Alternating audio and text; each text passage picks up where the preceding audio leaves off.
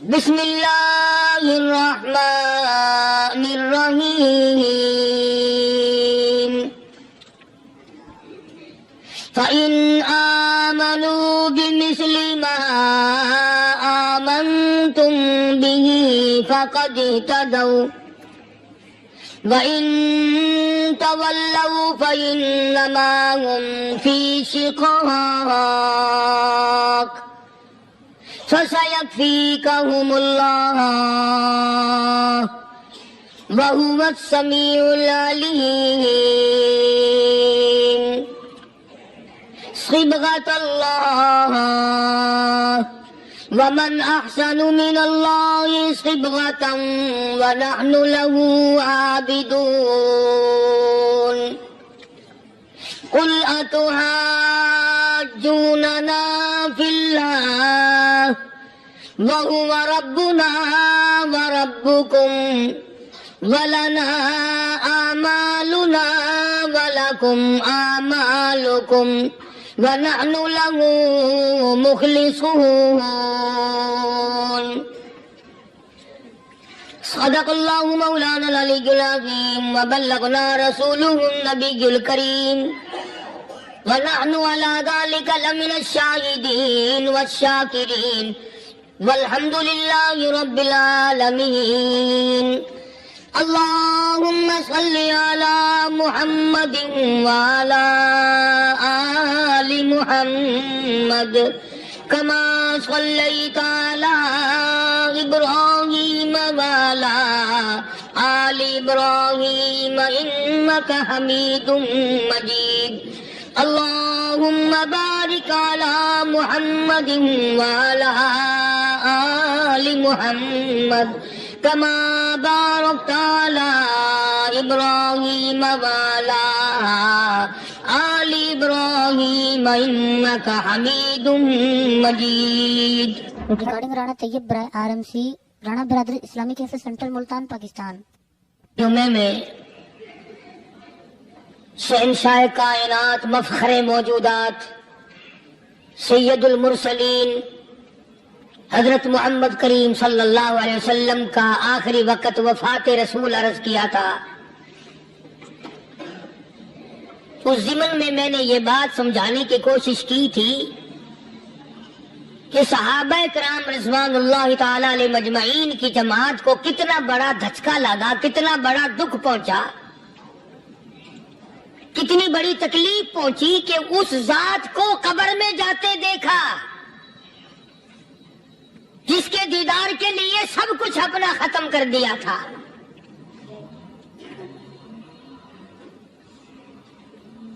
اندازہ لگائیں آپ، بعد صحابی کی پسلیاں توڑ کے رکھ دی گئیں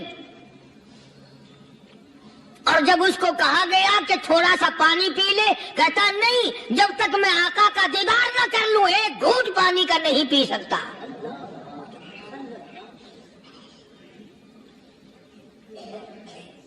جناب ابو بکر صدیق رضی اللہ تعالی عنہ کو اتنی مار پڑی، تیسرے روز جا کے ہوش آیا. امی نے اگر کہا کہ تھوڑا سا کچھ کھا لو تو کہا نہیں، پہلے شربت دیدار اور بعد میں کھانا پینا.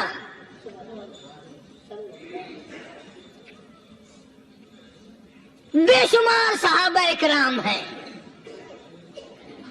اس لیے کہتا ہوں اندازہ لگا مدینہ منورہ میں کیا حال بنا ہوگا. سارے عرب میں، مسلمانوں میں، دینداروں میں، صحابہ کرام میں خبر پھیل گئی. کالی کملی والے نے اس دنیا کو جواب دے دیا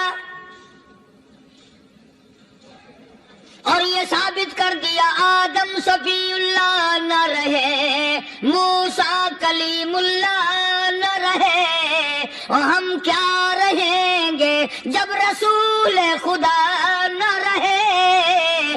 جب دنیا انہوں نے چھوڑ دی تو کون ہے جو یہاں بیٹھا رہے گا؟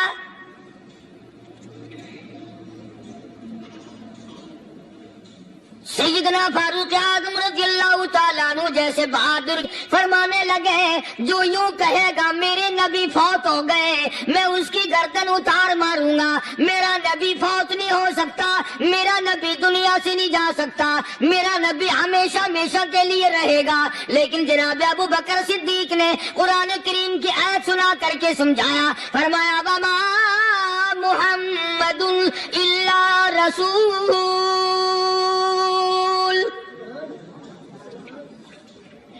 قد خلت من قبلہ الرسل، اور لوگوں ہر نبی آئے رخصت ہو گئے، ہر نبی آئے رخصت ہو گئے۔ دنیا نہ پائیدار جگہ ہے، عارضی زندگی، مستعار زندگی، ناپائیدار زندگی، فانی زندگی ہر کوئی لے کے آتا ہے، جب جانے لگتا ہے تو پتہ بھی نہیں چلتا۔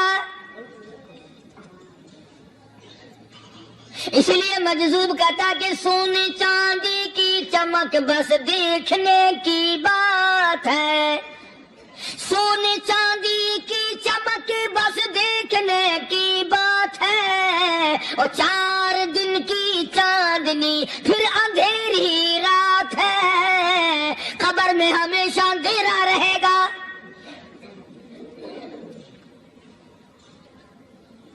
صحابہ اکرام نے وہ صدمہ دیکھا، وہ پریشانی دیکھی، کائنات میں کسی نے نہیں دیکھی۔ کسی نے بیوی کے مرنے کا صدمہ اٹھایا ہوگا، کسی نے جوان بیٹے کی موت کا صدمہ دیکھا ہوگا، کسی نے امی کے مرنے کا صدمہ دیکھا ہوگا، کسی نے ابا کے مرنے کا صدمہ دیکھا ہوگا۔ خدا کی قسم بلال سے جا کے پوچھو جب کالی کملی والے کا تجھے دیدار نہ ملا تیرا کیا حال بنا۔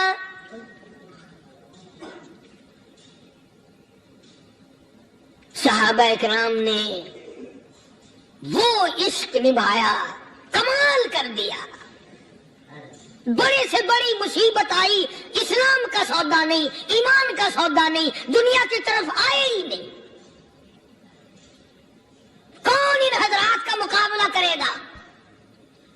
کئی لوگ کہہ دیتے ہیں جی صحابہ انسان تھے، ان سے بھی غلطی ہو، میں ٹھیک ہے، میں کہتا ہوں تھے تو انسان، پر یہ دیکھو شاگرد کس کے ہیں۔ صحابہ ہے تو انسان، پر یہ اندازہ لگاؤ مرید کس کے ہیں۔ صحابہ ہے تو انسان، پر یہ سوچو کہ یہ مقتدی کس کے ہیں۔ صحابہ ہے تو انسان، پر یہ دیکھو سپاہی، صحابہ اگر سپاہی ہے تو کالی کملی والا کمانڈر ان چیف ہے۔ براہ راست محمد عربی صلی اللہ علیہ وسلم کے صحابہ شاگرد ہیں، صحابہ حضور کے مرید ہیں، صحابہ حضور کے مقتدی ہیں، صحابہ حضور کی فوج کے سپاہی ہیں۔ ایک ایک نے کمال کر دیا۔ جناب ابو بکر صدیق رضی اللہ تعالیٰ عنہ فرماتے ہیں میں اچانک محلے میں جا نکلا۔ ابو بکر کہتا میری یہ عادت تھی، شروع میں جو اسلام آیا مکے میں، چودھری مارتے ہیں، رئیس مارتے ہیں، سردار مارتے ہیں، کمزوروں کو مارتے ہیں، جو کلمہ پڑھتا تھا پہاڑ ٹوٹ جاتے تھے، پیر پکڑ کر مکی کی گلیوں میں گھسیٹا جاتا تھا، چمڑا ادھر جاتا تھا۔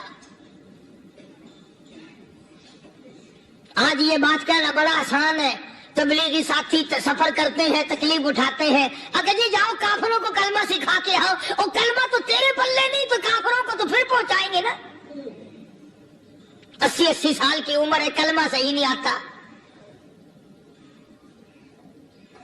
قبر بالکل سر پہ ہے، موت سر پہ ہے، قبر سامنے ہے، پھر بھی کلمہ نہیں آتا۔ اور میں تو کئی مرتبہ کہا کرتا ہوں کہ یہ بھی فکر کیا کرو کہ اس نبی کی ذات پر تم درود پاک پڑھتے ہو صلی اللہ علیہ وسلم، جس کی ذات پہ خود خدا درود بھیجتا ہے، فرشتے بھیجتے ہیں، ہزاروں بار مجھ کو عنبر سے منہ دھو کر کے اگر درود پڑھو تو ڈرنا چاہیے بے ادبی نہ ہو جائے، تو غلط ہو درود پڑھتا ہے نبی کی ذات پہ۔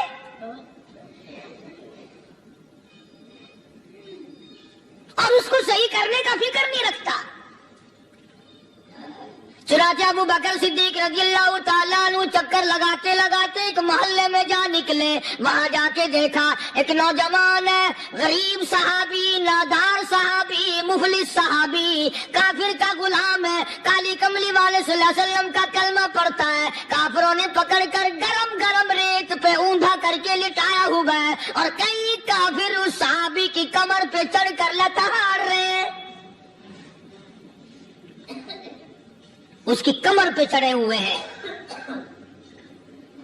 जनाब अबू बकर सिद्दीक रज़ी अल्लाह ताला अन्हु फरमाते हैं, मैंने दूर से देखा, मैं समझ गया कोई गरीब आदमी है। जब मैं करीब गया, फरमाते हैं मेरी आंख ने देखा अबू फकीहा साहबी, मैंने पहचान लिया।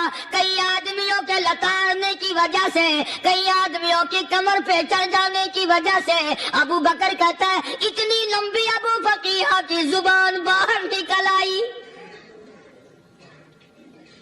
मुंह से जुबान बाहर लटकी हुई है, मार रहे काफिर। जनाब अबू बकर सिद्दीक रज़ी अल्लाह ताला अन्हु ने फरमा दिया ना मारो, अल्लाह का बंदा है। वो कहने लगे बंदा तो अल्लाह का होगा, गुलाम हमारा, और कलमा उस नबी का पढ़ता है, हमारा गुलाम होकर कलमा पढ़ता है, क्यों?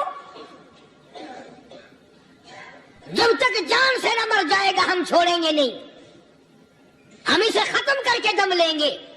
उस नबी का कलमा पढ़ता है, हमारे सामने पढ़ता है।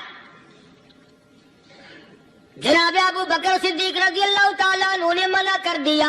मना करने में और ज्यादा मचर गए और ज्यादा खरमस्ती करने लगे। अबू बकर फरमाते हैं मैं बिल्कुल करीब खड़ा था, जालिमों ने अबू फकीहा की पसलियों पे, कमर पे छलांगे लगानी शुरू कर दी। जनाब सिद्दीक अकबर रज़ी अल्लाह ताला अन्हु फरमाते हैं मैं बिल्कुल करीब खड़ा था, जब उन्होंने छलांगे लगाई